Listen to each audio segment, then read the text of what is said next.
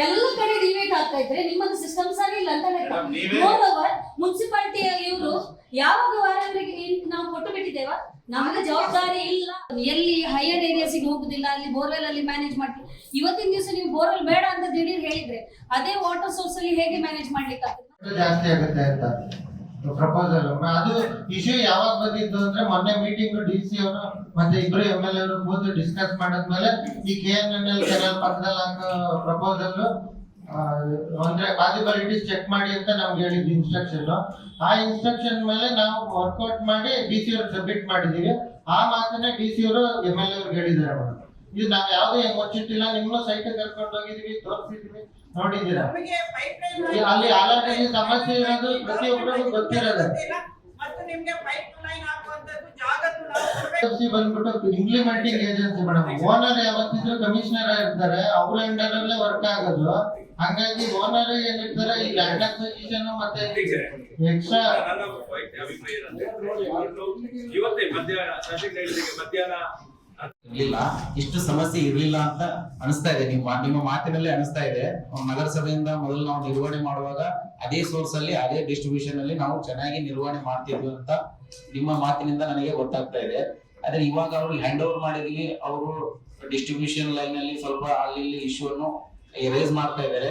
ಅದು ಹಬ್ಬದ ದಿನದಲ್ಲಿ ತುಂಬಾ ತೊಂದರೆ ಬರ್ತಾ ಇದೆ, ನಮಗೂ ಕಾಲ್ ಬರ್ತಾ ಇದೆ. ಇಲ್ಲ ನಾವು ನಗರಸಭೆ ನುಣಿಸಿಕೊಳ್ಳೋದೇನಿಲ್ಲ, ನಮ್ಮ ಅಧಿಕಾರಿಗಳು ನಮಗೆ ನಮ್ಮ ಹಂತಕ್ಕೆ ಯಾವ ಬರ್ತಾ ಇದೆ ಅವನ್ನ ನಾವು ನಮ್ಮ ಇಂಜಿನಿಯರಿಂಗ್ ಟ್ರಾನ್ಸ್ಫರ್ ಮಾಡಿ ಅವ್ರಿಗೂ ಗಮನಕ್ಕೆ ತರ್ತಾ ಇದೀವಿ. ಒಂದೆರಡು ಕೇಸಲ್ಲಿ ನಾನೇ ಡೈರೆಕ್ಟ್ ಅವ್ರಿಗೆ ಕಾಲ್ ಮಾಡಿನೂ ಮಾತಾಡಿದ್ದೇನೆ. ಬಟ್ ಇವಾಗ ಅವರು ನಿರ್ವಹಣೆ ಸರಿ ಮಾಡ್ತಾ ಇಲ್ಲ ಅಂದ್ರೆ ನಾವು ಇವಾಗ KODFC ಚೀಫ್ ಇಂಜಿನಿಯರ್ ಜೊತೆ ಮಾತಾಡ್ತೀವಿ. ತಾವು ಹೇಳಿದಂಗೆ ಇವತ್ತು ನಾವು ತುರ್ತಾಗಿ ಅವ್ರ ಜೊತೆ ಮಾತಾಡ್ಕೊಂಡು ಈ ರೀತಿ ಟೆಕ್ನಿಕಲಿ ಸಮಸ್ಯೆ ಆಗ್ತಾ ಇದೆ, ಇದನ್ನ ಯಾವ ರೀತಿ ಮುಂದುವರಿಬೇಕಂತ ಡಿಸೈಡ್ ಮಾಡಿ ಅವ್ರ ಜೊತೆ ಡಿಸೈಡ್ ಮಾಡಿ ಸಾಧ್ಯ ಆದ್ರೆ ನಾವು ಒಳ್ಳೆ ನಗರಸಭೆಯಿಂದ ನಿರ್ವಹಣೆ ಮಾಡಲಿಕ್ಕೆ ಕ್ರಮ ತಗೊಳ್ತೀವಿ. ನಮ್ಮ ಎಲ್ಲ ನಗರಸಭಾ ಸದಸ್ಯರಿದ್ದರು, ಶಾಸಕರು ಹೇಳಿದಾಗೆ ನಮ್ಮ ಅವಧಿ ಈಗ ಇವತ್ತಿನ ಕೊನೆಯ ಮೀಟಿಂಗ್ ಏನಂತ ಗೊತ್ತಿಲ್ಲ. ಆದ್ರೆ ನನ್ನ ಒಂದು ಅಭಿಪ್ರಾಯ ಏನಂತ ಹೇಳಿದ್ರೆ, ಈಗ ಮಳೆ ಇಲ್ಲ ಅಂತ ಹೇಳಲಿಕ್ಕಿಲ್ಲ, ನೀರಿಲ್ಲ ಅಂತ ಹೇಳುವ ಪರಿಸ್ಥಿತಿ ಇಲ್ಲ. ಯಾಕಂದ್ರೆ ಬಗೆಯಲ್ಲಿ ಇವತ್ತು ಡೈಲಿ ಮಳೆ ಬರ್ತಾ ಇದೆ, ಬಗೆಯಲ್ಲಿ ಬೇಕಾದ್ರೆ ಹರಿದು ಹೋಗ್ತಾ ಇದೆ. ಅಂತ ಸಂದರ್ಭದಲ್ಲಿ ನಿರ್ವಹಣೆಯ ಕೊರತೆ ಅಂತ ಹೇಳ್ತಾರೆ. ಈ ಸಂದರ್ಭದಲ್ಲಿ ನಗರಸಭೆ ಅಧಿಕಾರಿ ಮತ್ತೆ ವಾರಯ್ಯ ಅವರು ಈ ಕೋಆರ್ಡಿನೇಷನ್ ಇಲ್ಲ. ನೀವು ತುರ್ತು ಅವರ 2 ಅಧಿಕಾರಿಗಳನ್ನು ಕರೆದು ಒಂದು ತುರ್ತು ಸಭೆ ಮಾಡಿ ಯಾವ ರೀತಿ ಕೋಆರ್ಡಿನೇಷನ್ ಇಲ್ಲ, ಯಾಕೆ ಇಲ್ಲ? ಅವರ ಜಗಳ ಏನ್ ಬೇಕಾದ್ರೆ ನಮ್ಗೆ ಸಾರ್ವಜನಿಕರಿಗೆ ನೀರು ಕೊಡುವಂತದ್ದು ಬಹಳ ಅಗತ್ಯ. ಈ ರೀತಿಯಲ್ಲಿ ತಾವು ಅವರನ್ನು ಒಂದು ಕೋಆರ್ಡಿನೇಷನ್ ಸಮಸ್ಯೆ ಇದನ್ನು ಸರಿಪಡಿಸಬೇಕು ಅಂತ ನಾನು ಈ ಸಂದರ್ಭದಲ್ಲಿ ಹೇಳಲಿಕ್ಕೆ ಬಯಸ್ತೇನೆ. ಬಲಕ್ಕಲ್ಲಲ್ಲಿ ಆಲಾಡಿ ಭಾಗದಲ್ಲಿರುವಂತಹ ಜಾಗ ಇವರು ಅದನ್ನ ಅಕ್ವಿಷನ್ ಮಾಡಲಿಲ್ಲ. ನೀವು ನಿಮ್ಮ ತಪ್ಪನ್ನು ಒಪ್ಕೊಳ್ಳಿ. ಈಗೇನಾಗಿದೆ ಅಂದ್ರೆ ಫಾರೆಸ್ಟ್ ಇತ್ತು, ಮತ್ತೆ ನಾವು ಲಾಸ್ಟ್ ಟೈಮ್ ಫಾರೆಸ್ಟ್ ಕ್ಲಿಯರೆನ್ಸ್ ಮಾಡಿ ತಂತು. ಈಗ ಏನಿದೆ, ಅಲ್ಲಿರುವಂತಹ ಪೈಪ್ಲೈನ್ ಹಾದು ಹೋಗುವ ಜಾಗ ಖಾಸಗಿ ಜಾಗ. ಖಾಸಗಿ ಅವರು ಅದಕ್ಕೆ ವಿರೋಧ ವ್ಯಕ್ತಪಡಿಸಿದ್ದಾರೆ. ಅದಕ್ಕೆ 75 ಲಕ್ಷ ರೂಪಾಯಿ ಅವರಿಗೆ ಭೂಸ್ವಾಧೀನ ಲ್ಯಾಂಡ್ ಎಕ್ವಿಷನ್ಗೆ ಕೊಡಬೇಕು. ಅದು ಯಾರು ಕೊಡೋದಂತ, ಯಾಕಂದ್ರೆ ನಗರಸಭೆಯಲ್ಲಿ ಅಲ್ಲಿ ಪ್ರಾಜೆಕ್ಟ್ ಅಲ್ಲಿ ಕೊಡ್ಲಿಕ್ಕೆ ಅವಕಾಶ ಇಲ್ಲ. ಇನ್ ಕೇಸ್ ಅದನ್ನು ಶಿಫ್ಟ್ ಮಾಡೋದಾದ್ರೆ 2,71 ಲಕ್ಷ ರೂಪಾಯಿ ಎಕ್ಸ್ಟ್ರಾ ಕಾಮಗಾರಿಗೆ ಅಡಿಷನಲ್ ಎಕ್ಸ್ಪೆಂಡಿಚರ್ ಆಗ್ತದೆ. ಅದನ್ನು ಮಾಡಬೇಕಾದ್ರೆ ಪೈಪ್ಗೆ ಆರ್ಡರ್ ಪ್ಲೇಸ್ ಮಾಡಬೇಕಾದ್ರೆ ಅವನಿಗೆ ಅನುಮತಿ ಕೊಡ್ಬೇಕು. ಅನುಮತಿ ಕೊಡ್ಬೇಕಾದ್ರೆ ಅದು ಪ್ರಾಜೆಕ್ಟ್ ರಿವೈಸ್ ಆಗಿ ಬರಬೇಕು. ಅದರಿಂದಾಗಿ ಇವ್ರು ಏನ್ ತಪ್ಪು ಮಾಡ್ತಾರೆ ಅಂತ ಹೇಳಿದ್ರೆ, ಇವಾಗ ಕಾಮಗಾರಿ 70% ಆಗಿದೆ, 80% ಅಂತ ಹೇಳ್ತಾರೆ. ಆದ್ರೆ ನೀರು ಟೆಸ್ಟಿಂಗ್ ಆಗದೆ ಕಾಮಗಾರಿ 80% ಅಂತ ಹೇಳಲಿಕ್ಕೆ ಆಗುದಿಲ್ಲ. ಇವರು ಇಲ್ಲಿ ಸುಲಭ ಉಂಟು, ಅಲ್ಲಿ ಅಗ್ಗ ಪೈಪ್ ಹಾಕಿದ್ದಾರೆ, ಇಲ್ಲಿ ಸುಲಭ ಉಂಟು, ಅಲ್ಲಿ ಟ್ಯಾಪ್ ಹಾಕಿದ್ದಾರೆ, ಅಲ್ಲಿ ಸುಲಭ ಉಂಟು, ಅಲ್ಲಿ ಮೀಟರ್ ಹಾಕಿದ್ದಾರೆ. ಹಾಗೆಲ್ಲ 100% ನಿಮ್ಮ ಪ್ರಾಜೆಕ್ಟ್ ಅದು ಸಕ್ಸಸ್ ಅಂತ ಆಗ್ಬೇಕಾದ್ರೆ ಟಾಪ್ ಟು ಟಾಪ್ ಅಲ್ಲಿಂದ ನೀರು ಹರಿದು ಬಂದು ಪೈಪಲ್ಲಿ ಮನೆ ಮನೆಗೆ ಅದು ಸರಬರಾಜಾದ್ರೆ ಮಾತ್ರ ನಿಮ್ಮ ಪ್ರಾಜೆಕ್ಟ್ ಸಕ್ಸಸ್ ಅಂತ.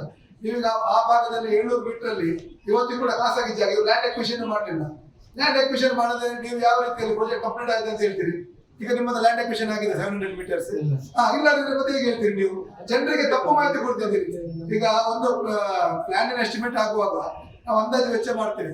ವೆಚ್ಚ ಮಾಡುವಾಗ ಯಾವ್ದಾದ್ರು ಕಾಮಗಾರಿ ಎಷ್ಟಾಗ್ತದೆ, ಈಗ ಲ್ಯಾಂಡ್ ಎಕ್ವಿಷನ್ಗೆ ಎಷ್ಟಾಗ್ತದೆ, ಲ್ಯಾಂಡ್ ಎಕ್ವಿಷನ್ ಆಗಲಿಲ್ಲ, ಇನ್ ಕೇಸ್ ಅವ ಕೋರ್ಟಿಗೆ ಹೋದ್ರೆ 5 ವರ್ಷದ ಆಗುದಿಲ್ಲ. ನಾವು ಕಾಂಪ್ರಮೈಸ್ ಮಾಡ್ಬೇಕು. ಅದಕ್ಕೆ ನಾನು ಏನಂದ್ರೆ DC ಅವರ ನೇತೃತ್ವದಲ್ಲಿ ಕಿರಣ್ ಕೊಡುಗೆಯನ್ನು ಕರೆದು, ಯಾಕಂದ್ರೆ ಅವರ ಭಾಗ ಅವರನ್ನು ಕರೆದು ಆ ಮನೆಯನ್ನು ಕರೆಸಿ ಕಾಂಪ್ರಮೈಸ್ ಮಾಡೋರು ಏನಂದ್ರೆ ಇದಕ್ಕೆ ಲ್ಯಾಂಡ್ ಎಕ್ವಿಷನ್ ಬಗ್ಗೆ ಅವರಿಗೆ ಪೇಮೆಂಟ್ ಮಾಡಿ ತಗೊಳ್ಳುವಂತ ಮಾಡಿದ್ರು.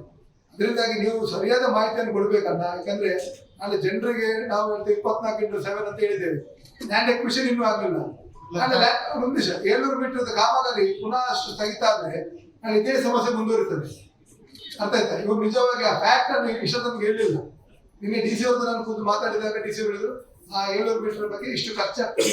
ಅದಕ್ಕೆ ನಾನು ಹೇಳಿದೆ ಅದನ್ನು ಯಾರು ವೆಚ್ಚ ಭರಿಸಲಿಕ್ಕೆ ಅದಕ್ಕೆ ಅವರಿಗೆ ನಮ್ಗೆ ಅದಕ್ಕೆ ಅವಕಾಶ ಇಲ್ಲ, ನಾವು ಸರ್ಕಾರಕ್ಕೆ ಬರೀಬೇಕಂತ. ಲಾಸ್ಟ್ ಟೈಮ್ 800 ಮೀಟರ್ ಇದು ಸಮಸ್ಯೆ ಇತ್ತು, ಯಾವ್ದು ಫಾರೆಸ್ಟ್ ಕ್ಲಿಯರೆನ್ಸ್. ಅದನ್ನು ಕೂಡ ಖುದ್ದು ನಾವೇ ಕೂತ್ಕೊಂಡು ಮಾತಾಡಿ ಸುಮಿತ್ರಾ ರೆಗ್ಯುಲರ್ ಫಾಲೋ ಅಪ್ ಮಾಡ್ತಿದ್ರು.